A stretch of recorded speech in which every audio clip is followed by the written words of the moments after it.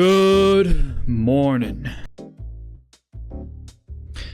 Thank you all for watching these streams, 4:30 Pacific, 7:30 Eastern, every Monday through Friday. I am your boss, Joe Boss. And did I say it? Or did I say it about these PMIs? A big thank you to Financial Juice for their range forecast. That kind of ticked me off that, we have some surprise downside potential here on the PMIs. Without some of the help I got from Financial Juice, I don't think I would have been able to totally pick up on that. So, big props. But also, that's a very good demonstration of trade research. Why you should do it. The more you know about the world, the more opportunities you'll see. And if you want to make some plans to see those opportunities, I suggest you take up my offer and join Plan the Profit. Come hang out in the Discord with me. You can see right here. This is today's stream getting sent out to everybody. Worst PMIs since 2020. And I actually have the documentation here. Bum-ba-da-bum. We're actually going to read through the PMIs. I'm making a separate video on this later today, so I'll be uploading something other than a live stream. I'm going to work hard to just get this thing out. I figured out how to do slides in Obsidian.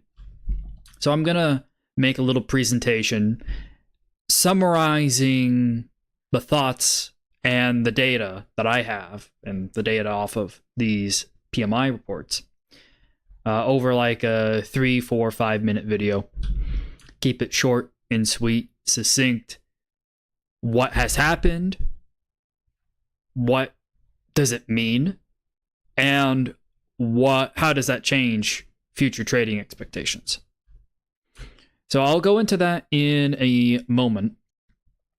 But if you'd like to read those documents in full when I post them here, you can join the Discord and go to Outlooks. And you can see here's the one from Germany, right? So you can read that one right now. And then there were all these other reports and all these other outlooks. I think this is like a quarterly outlook from ASB. This is a New Zealand institution. There's Guggenheim. There's their quarter. We're getting a lot of quarterly outlooks now, so some of these are going to get on the longer side. But reading these, and these are all freely available. It's not like they're behind a paywall or anything. But yeah, it's all good here. It's all good stuff. Good stuff. And now it is Wednesday.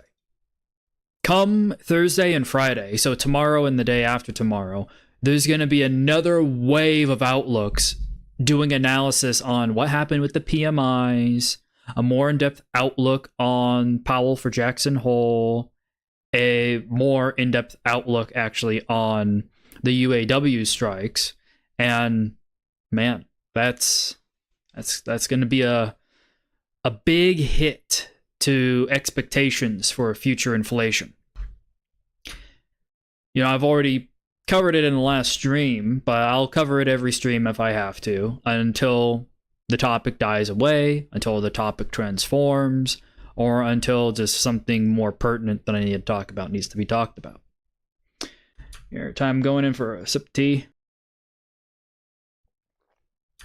Starting to see more people hop into the chat. Nice to see you guys. It was actually kind of interesting as far as trading wise that I can show right off the bat. So the thumbnail for today's video is this chart, which is dollar CAD. And if you remember yesterday's stream, I believe, we went long yesterday, USD CAD. I think, yeah, I went ahead and I took the shot a little early, and then I think I took another shot. I'm not too sure here. Let me just triple, quadruple check. Yeah, I got a shot here. Let me see if I can. Yeah. Sometimes I'm not syncing my drawings globally, but this was the shot that I took on yesterday's stream. The long right here.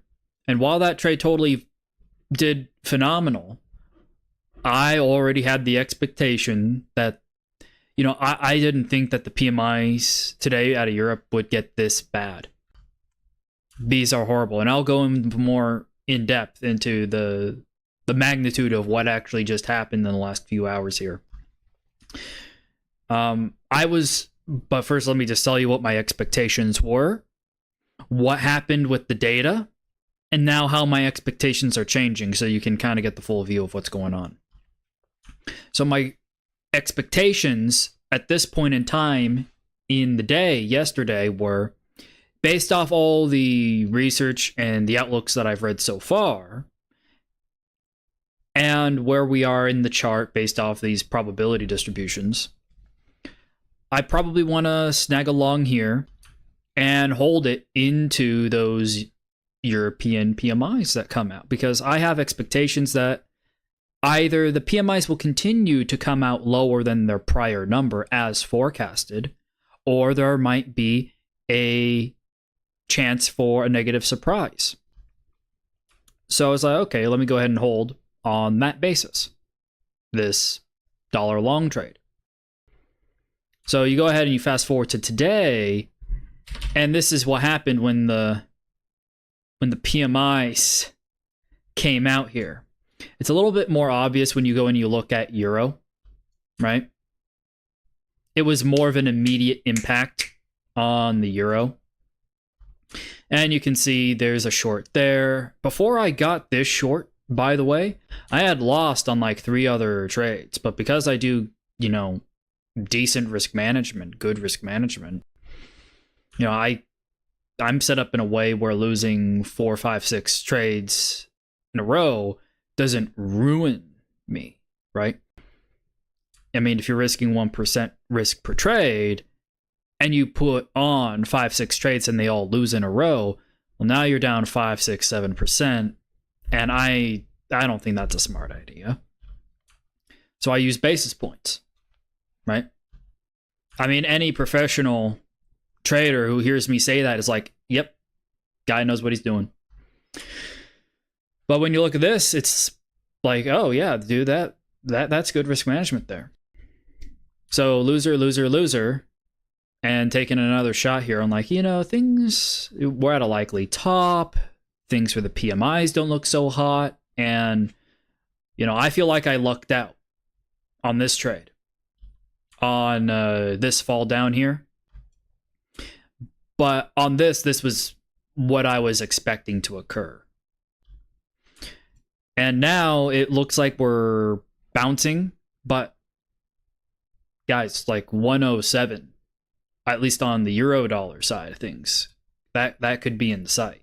Like, look at the distribution of lows for a given month here on euro dollar. And you can see bearish continuation. I pointed this out. I think that's 6 days ago. Yeah, today's the 23rd, so this is actually 7 calendar days ago. I pointed out, hey, once you start trading below here, there's a significant risk that, you know, the next most likely thing to happen is you go down here once you start trading in this area. Because going long around here on a monthly basis is kind of like gambling. I mean, sure, you have a psych level of 108.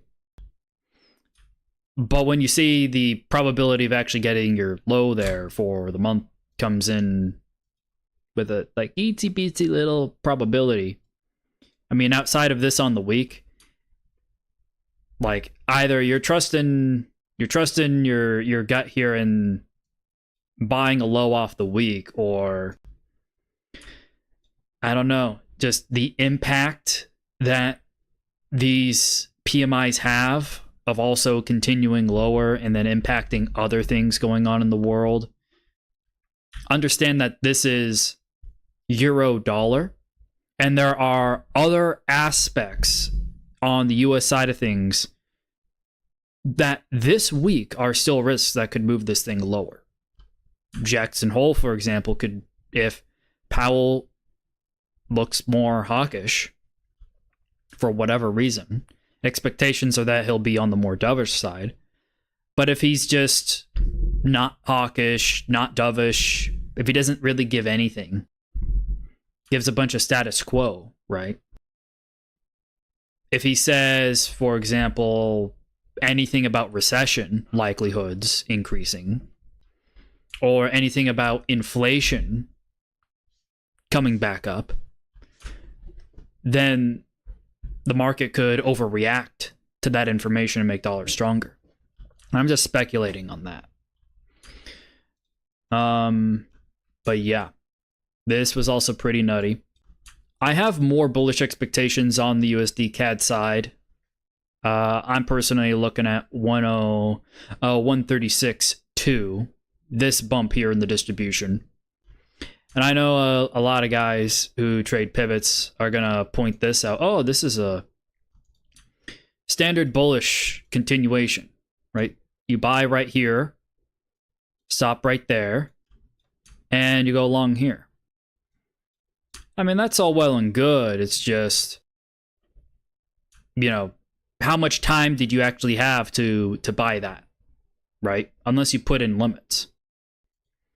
And then did you know you actually had to put in the limits? So you had about 3 hours maybe on this whole move, because these are 2-hour bars. So maybe you had about 3-ish hours, 2 to 3 hours to get that if you were making the discretionary buy sell entry decision by looking at the chart, getting an alert, right? That sort of stuff.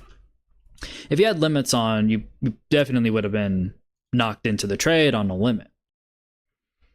But now the question is, well, how do you know where in this range to set your limit, right? Because this is going to be super painful for the guys who trade pivots for me to point out. Okay, look at this. Look at this bull. Look at this bull.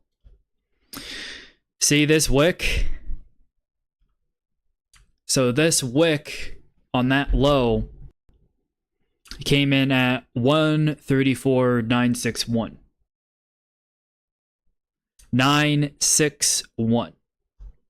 And this S0.5 weekly pivot came in at 950. It's off by about 1 pip. 1.2, 1.1 pips. If you set your limit for your long, not here, not in the middle of the range, but at the end of the range, you missed here. And then if you were hoping, oh, it's going to come back down and hit that and get me in on this up move sometime later, and then it didn't again, it just went back to central. So the question here is, where in this range here? Let's see, this is a 25 pip range, right? Where exactly in this 25 pip range does the long come in, right? I mean, obviously people are like, oh man, it went down, that'd be a great buy. I mean, a lot of people buy around the middle of this spot right here. But there's also a lot of people who just set up limits at one end and the other end of the range. But when you use something like range probabilities, it says, oh, yeah, somewhere around here above the central pivot, you're probably going to find your low. Like, look how straightforward that is. It definitely swung down lower, but it didn't swing down that low for that far, for that long, frankly. Yeah. And this move down here actually got a lot of people bearish on the next candle, because when you move into these low probability zones, it's not all that likely that this is the actual low for the week. Because when you see this sort of move that fast, that low into the beginning of the week, going down to here suddenly looks a bit more likely than, because look, that's 2.384%. And this is 10. Like, you can clearly see, oh, it's not all that likely you find your low for the week on USD CAD around here, based off the probabilities. And you are more likely to find it around here or around here. So when you go and you look at the pivots, it's like, oh yeah, if I want to use pivots as like a thresholding thing, finding specific levels just to make it easier as a frame of reference, yeah, maybe I take a shot here at central pivot. And then here's the other thing. If this trade actually turned out to be a loser, because we're looking at this in hindsight, right? Look at this. Look where the stop is. The stop is exactly where the probabilities say you're likely to find your low for the week. So this identifies another point of frustration with pivots where your stops, where the stops get placed quite frequently are spots actually where the low for the week or the low for the day or a low for the month could potentially come in. Yeah, man. That sucks. Getting stopped out and then only for it to come down another about 12, 14 pips and then rally for the rest of the week. Yeah, man. Sucks. But that's why I use these neutral bias pivots, and I set up my bias, right? Bias with the range probabilities. But yeah, are we likely to find a top for the week around here? Yeah, sure. But is that what the research is pointing out as the most critical thing is happening this week? Probably not. I'm going to look at some of the things that we have for this week. I think you should check out the Discord and scroll up for a sec, because there's this huge little post called Outlook Resources for the Week Ahead that I made 5 days ago. And look, Flash Service and Manufacturing PMIs release Wednesday. Aggregate forecast for Flash PMIs is for a continued decline with potential for surprise prints below those forecasts. This is what being prepared looks like.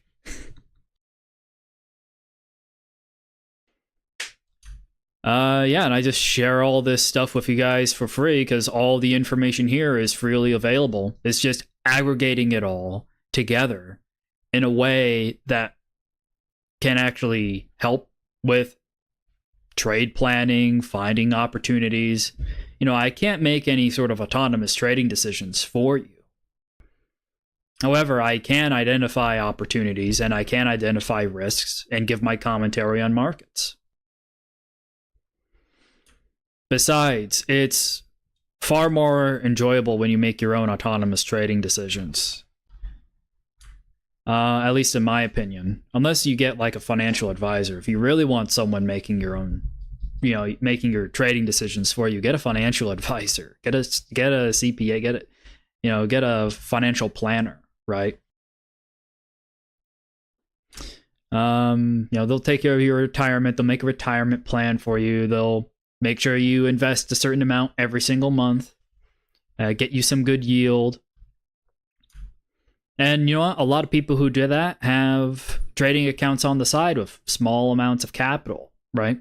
The whole idea of don't risk more than you can afford to lose, right? Hey, yeah, nice to see you, James. Euro New Zealand probably dumped today, right? I see your chat asking about Euro New Zealand. I haven't even looked at the chart, but I have a hypothesis that because these Eurozone PMIs came out horrid, that Euro New Zealand's probably down, right? Yeah, look at that. But not only that, it hit the likely top for the week. So that was one nice top. And ooh, Lord, yeah, it's in an interesting spot right now. I would have anticipated maybe the low to come around here nominally, because you can see like the peak in the distribution, right? But now that we've kind of started to slide into these lower probability spots, this is, when you see this sort of uniformity on the downside where all, like, you see the histogram here and you see all these things are roughly the same size, and then you look at the probabilities and you see like, oh, the probability is only like 0.5% off from each other. This is effectively a random pick, like trying to figure out where the low comes in here based off these probabilities. It's effectively a random guess. And this is like trying to catch a falling knife. Oh, thank you for pointing that out, that I still have Discord in front. Thank you very much for pointing that out real quick. And nice to see you, Shell. Yeah, so this is what I was pointing at with the top. See that big ol' peak? See, 12.6% of the time, you top out right here. And you come on down here and, well, only about 65-ish % of the time, your low actually comes down this low. I mean, wow. And real quick, I just want to, yeah, man. Here, let's try loading some more data. Maybe we can make these even more accurate here. Yeah, check out how it just slightly shifted the distribution when you reloaded more data into it. On Bitcoin, it only has 3,000 bars available, so you can only use a 3,000 look back. When you get to these lower time frames, intraday, like this 12-hour, you can start to load more data into this indicator. And the more data you're able to load for statistical purposes, oh wow, check that out. You load 8,000 bars. And now it's saying this is probably the low for the week. I mean, there's a reason why people say, hey, you load 3,000. Might not be enough data. Load 8,000. Suddenly now the data is fitted. But really all we've done is we've sampled over a wider range of data that probably includes more various types of economic conditions. And the changes that we see as we adjust our sample size are most likely due to the different economic conditions over time. And to see it shift like that kind of shows like, oh yeah, economic conditions have been changing quite frequently over the last 8,000 12-hour bars. And that's a quick little explanation of what I'm doing when I'm changing this number in the indicator. But yeah. Wow. That is nice. How about the same thing up here? Does this change on the high side? Not really. It's still saying a lot of your highs occur right around here. And then you got a bump right here at R2 on the week. And then it tails off. How about for the day? How is Euro New Zealand looking at on the day? That could be the low for the day. And that definitely could be the high, but it looks like this distribution doesn't have any super significant peaks. It looks like the highest probability is right there at the open, and then it kind of tails off. Yeah. When you have these nice little peaks, I like having those peaks. Alrighty. So maybe it's time for more requests. I know quite a lot of people were trading yens, so I'll bring up pound yen. And look at that. That's a falling knife on the day, that is. Once you went past this S2.5, 184.4, See how you go into these very small probabilities here? This is all falling knife stuff. This is where you get your hand cut. I mean, not only did you just not, I mean, maybe you had an opportunity, maybe you took a nibble long here, but realistically, the stop on this might have been like around here, like at most. A lot of people would have even more conservative stops. But this, you know, no matter what your trade plan was, if you went long at all, this would have this would have got you. This definitely would have got you on the long side. On the now I was bullish yesterday. I mean, you can just read the title of yesterday's stream. It was stronger US dollar. But I was watching these charts on the weekly range probabilities, and I was noticing stuff like, oh wow, you're hitting likely tops on all of these yen pairs. Check that out. Especially check that one out on euro. Just nicked it. Just nicked it right there. Chef's kiss. Aussie yen. Nicked it. Yeah, we can go ahead and look up some closing probabilities. We can also increase the look back on this one. Nah, it didn't really change the distribution. One thing is that in the meantime, it looks like New Zealand and Australia have been getting some give back from the weakening euro scenario. I mean, we just looked at Euro New Zealand. But if you also look at something like Euro Aussie, it's also been given back a lot. And that's also at a likely low too for the week. Yeah, check that out. It's like 30% of the time you top out right here at the beginning of the week. Yeah, pretty nutty. Yeah.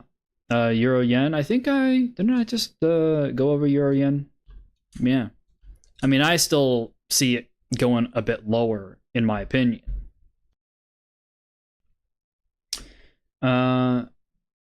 But I got my eye right now on staying short euro dollar, long dollar CAD.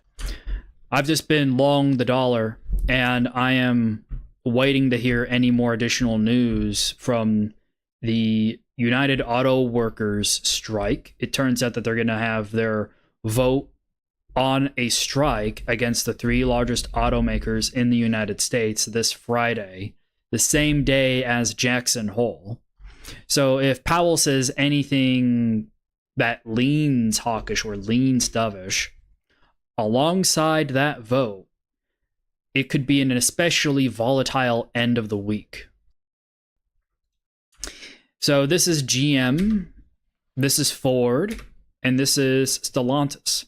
And these are the 3 companies that are in negotiations with the United Auto Workers Union. Now, today, I believe, yep, we have NVIDIA earnings, which, man, how NVIDIA earnings go and what the future outlook NVIDIA says. I mean, NVIDIA has the market by the balls right now. Everyone is watching and waiting for NVIDIA to release their earnings. And I believe they release their earnings after the market close. So there's no sense in me being live for like an extra hour or two just to cover the NVIDIA stuff. But I'll be up and I'll be covering this definitely on tomorrow's stream, the outcome of this event. And, you know, we're 30 minutes in. If you guys are watching and if you've enjoyed the commentary so far, please leave a like, subscribe, support, right? And if you want these indicators, you can subscribe to them on WAP and join the trading group. And we can do some good trade research in the trading group, go over some trade plans. But you know what's particularly nice about this whole plan the profit thing? Sorry, that was, if you heard a ding just there, that was my email. I'm getting research sent to me right now in my inbox.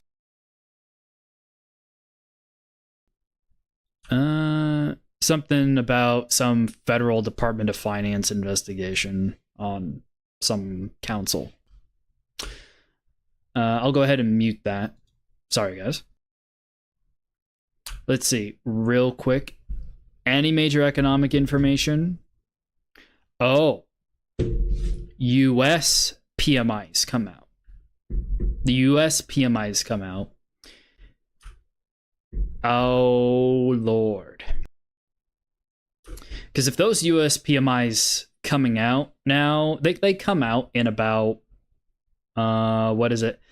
An hour and 45 minutes from now. If those come out also bad, it might counterintuitively make the dollar even stronger.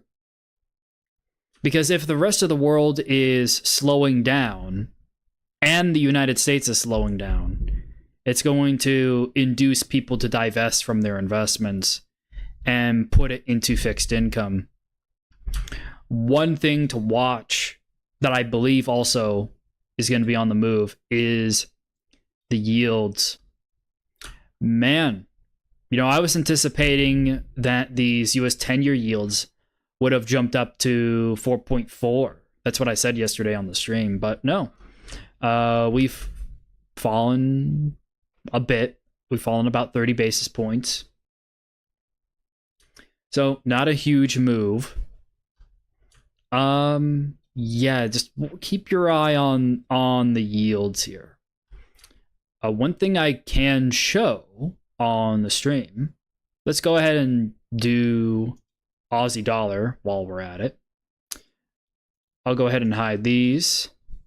Let's look at our yield differentials. Okay.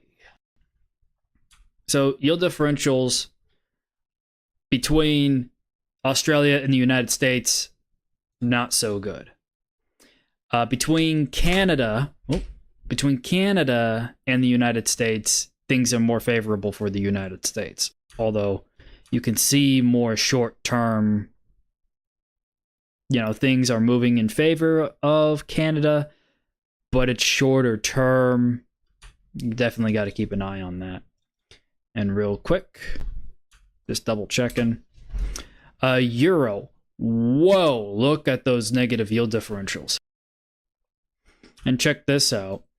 See the negative yield differentials up here? I think I have arrows of me saying, yeah. I had a little bit of hope here. That we would start to rise back up again. But then the data started coming out terrible towards the end of last week, and it's just the rebound did not follow through at all. And that sort of stuff happens. And then I just took day trades here. All throughout last week, it was just day trades. Just to manage going down, going up, going down. And here I was like, okay, now things are actually getting quite significant on the trending side. And those yield differentials kept increasingly getting more and more negative.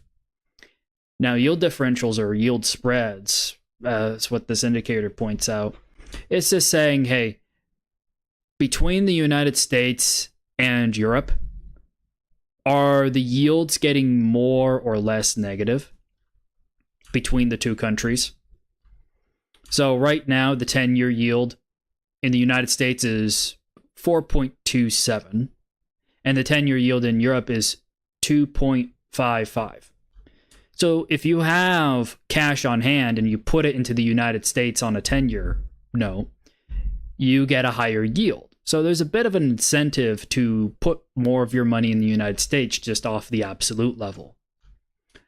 But if European yields were starting to increase, and let's say you're a business in Europe, it's a bit easier to have a bond convertible in euros that's also paying you a yield that's increasing also in euros, rather than having to do a currency conversion with a foreign country to get their yield.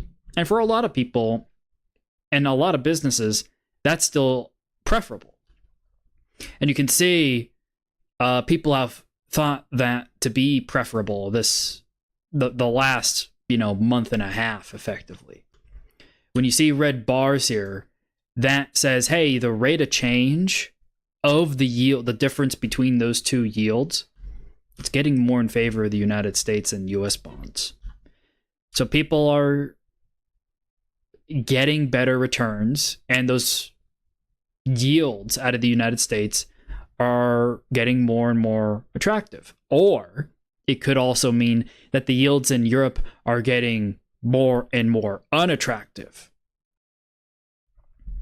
So, there's a little breakdown on yield differentials. We still have a couple of US pairs to go through here. Wow.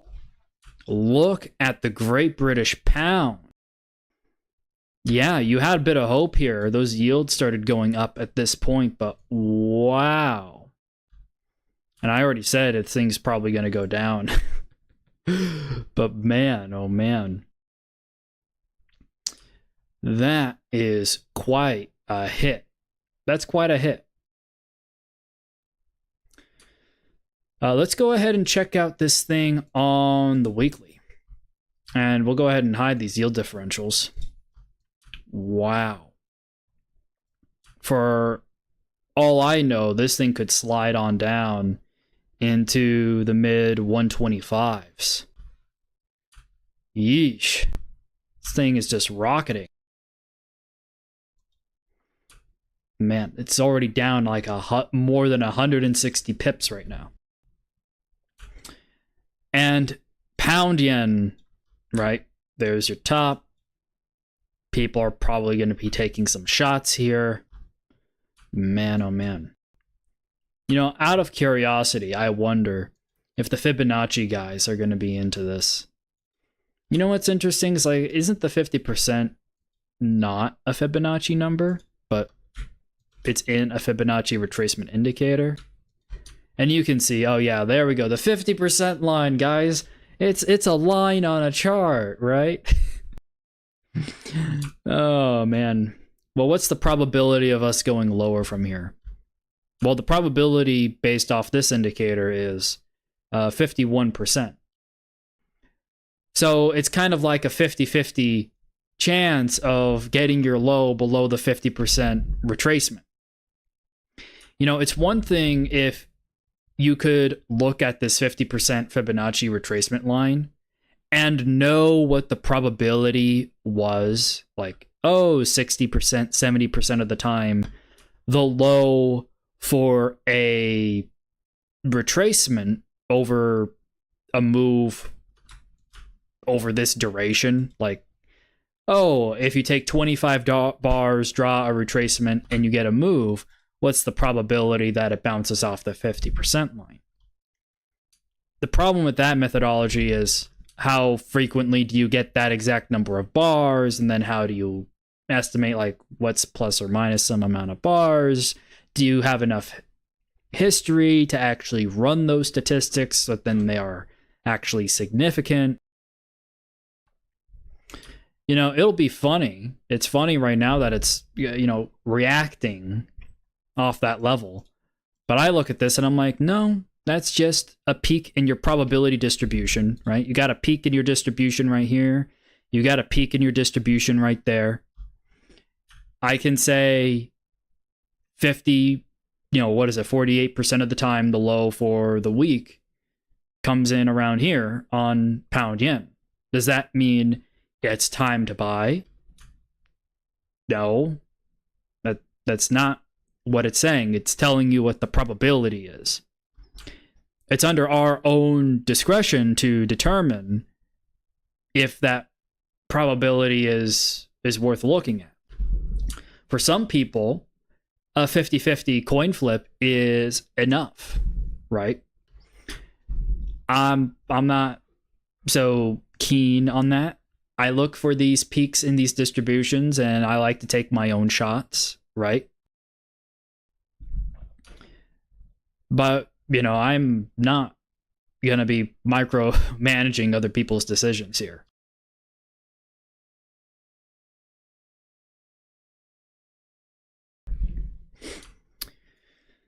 Besides, I can't micromanage them if I even wanted to. Alrighty, I think I've pretty much said. I'm just gonna bring up a thing or two.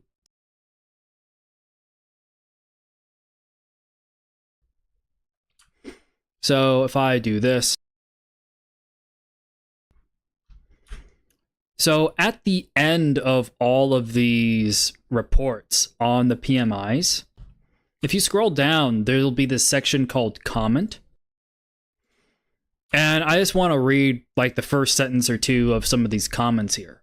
So I can, fear porn you, worry porn you into thinking that the world's about to end. Because these are some pretty harsh expectations. I mean, you can just be reading these now and see how bad it is. I mean, Christine Lagarde, ECB president, sounded the alarm that the economy may be faced with higher wages and lower productivity, leading to higher inflation. So the inflation reacceleration in the United States, they also got their own story in Europe. So on both sides, you're seeing threats of inflation reaccelerating. Meanwhile, stagnating employment combines with decreasing production and results, therefore, in lower output per head. As a result, the ECB may be more reluctant to pause the hiking cycle in September. FYI, policymakers, and policymakers is just jargon for the people who make decisions at central banks in the developed world, use PMI as a component in their decisions. A component. Just because PMI come out really, really bad, for this one reading, doesn't necessarily mean that these policymakers at central banks are absolutely going to do this. Read it again. The ECB may be more reluctant to pause because the discretion is still the ECB's. If you check out this is where it comes from.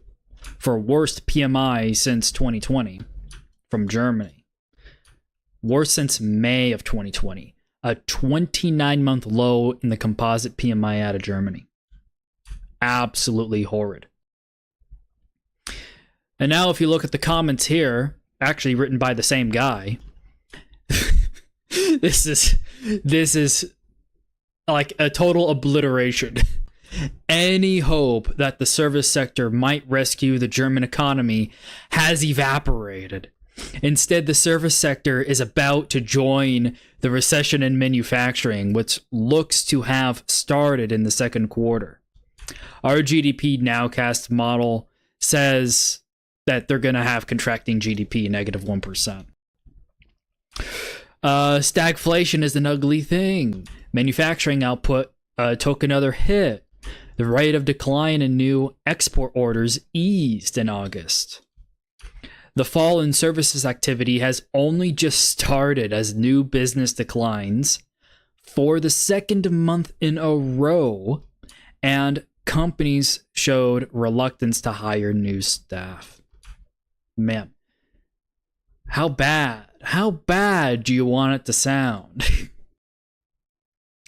From the same guy, but now that's the Eurozone, and then this should be, okay, here's the UK. This is written, the comments on the UK were written by a different guy, actually by Chris Williamson, my favorite commentator from IHS Markit, who got brought in to S&P Global. He's now their chief business economist. So he points out, and considering the Great British Pound has moved so dramatically on the PMIs, it might be important to read what this guy has to say, right? So let's go ahead, let's go through it. The early PMI survey for August suggests that inflation should moderate further in the months ahead, but also indicates that the fight against inflation is carrying a heavy cost in terms of heightened recession risks. A renewed contraction of the economy already looks inevitable, as the increasingly severe manufacturing downturn is accompanied by a further flattening of the service sector's spring revival. The survey is indicative of GDP declining by 0.2% over the third quarter so far, technically better than the Euro area in Germany. Companies are reporting reduced orders for goods and services as demand is increasingly hit by the cost of living crisis, higher interest rates, export losses, and concerns about the economic outlook. Richmond, North Richmond. I can hear the song. Just reading that, I can hear the song playing. Oh my god, perfect timing for the song, eh? You know, speaking of, see this stuff here with Germany, just to divert just a little bit. How do you think this is going to impact polls for the ADF in about a month or two? You think this is going to make the ADF more popular? Because they just became the most popular party in Germany not that long ago, according to a few polls. This is probably going to give them a few extra points on that front. All right. Enough on that side. Let's see here. Cost pressures increasing on companies. More pullbacks in hiring. So hiring is getting pulled back just across the board. Back orders are getting cleared. New orders aren't coming in. While a further rate hike in interest rates in September looks to be in the cards for the UK, the August PMI data will add to speculation that rates could soon peak. And then lastly, we have France. And France is stuck in a rut, quote unquote. Despite hopes of a positive economic outlook, they actually had positive forecasts for their PMIs going into this report. Despite hopes of a positive economic outlook, the latest PMI data is throwing a curveball, hinting that we might be headed for a contraction in the third quarter. Contraction, GDP contraction. Everybody's slowing down. God, I wonder what that's going to do to exchange rates. You know, if you use your noggin, maybe you can extrapolate what that might entail. Looking at history, looking at how things, what are the trading expectations, right? Come to autonomous trading decisions by learning more about the world and finding risks and opportunities that lie there.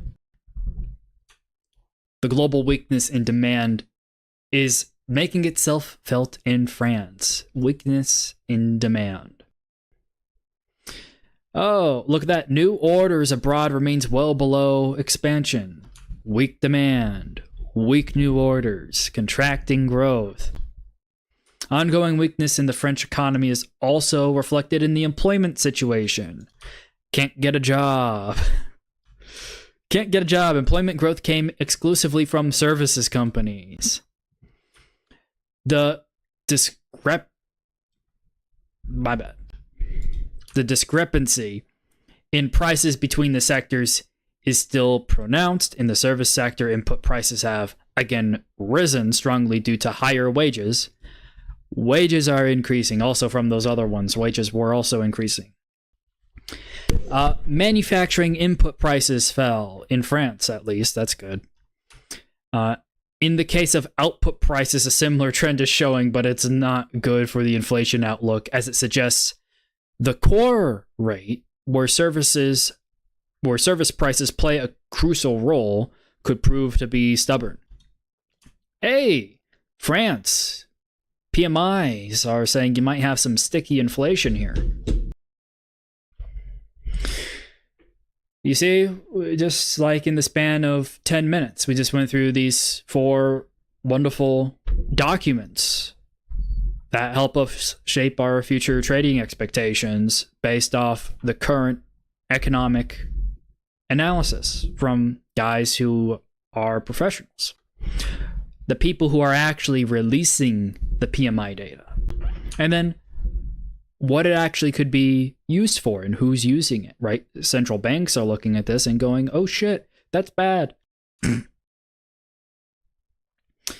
Alrighty. I'll go ahead and the stream now. If you want to hang out in the Discord for the rest of the day, pretty much, go over some more charts, you know, kind of gawk at the trouble that's a brewing on that chart, right? And do some more trade research along the way. Join me here on the Discord. I see good old Isaac's in there. I'll go ahead and let him in now. And you guys can join me and Isaac here in the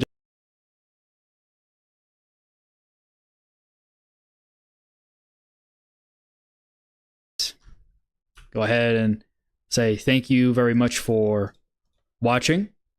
Let me get my music going.